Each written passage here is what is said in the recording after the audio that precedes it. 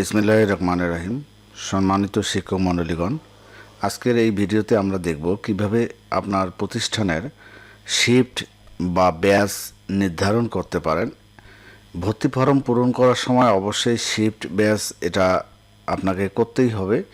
Shift batch যদি আপনি করেন তাহলে কোন শিফটে আপনার স্টুডেন্ট ভর্তি করাচ্ছেন সেটা কিভাবে সেট করবেন সেটা দেখিয়ে দিচ্ছি। দেখুন এখানে দেখুন যে ক্লাস গ্রুপ যেটা আমরা ইতিপূর্বে আপনাদেরকে দেখিয়ে দিয়েছি, এখানে এই কাজটা আজকে আমরা শেষ করে দেব। এবং এটা করার জন্য আমরা এই মেনুতে ক্লিক করে এখানে দেখুন শিফট, আমি আবারও বলতেছি এখানে দেখুন অ্যাড শিফট, আমরা অ্যাড শিফটের যে বাটনটা আছে সেখানে ক্লিক করব। ক্লিক করলে এরকম একটি ইন্টারফেস চলে আসবে। সেখানে আপনি কোন শিফটে আপনি ভর্তি করাচ্ছেন সেটা আপনি এখানে অ্যাড করে নতুন করে লিখতে পারেন, অথবা এখান থেকে এডিট করতে পারেন এটা মুছে দিয়ে, এই দুটাও ডিলিট করে দিতে পারেন। হ্যাঁ, তো এইভাবে আপনি শিফট অ্যাড করবেন, ডিলিট করবেন, এডিট করবেন। ধন্যবাদ সবাইকে, ভালো থাকবেন, আল্লাহ হাফেজ।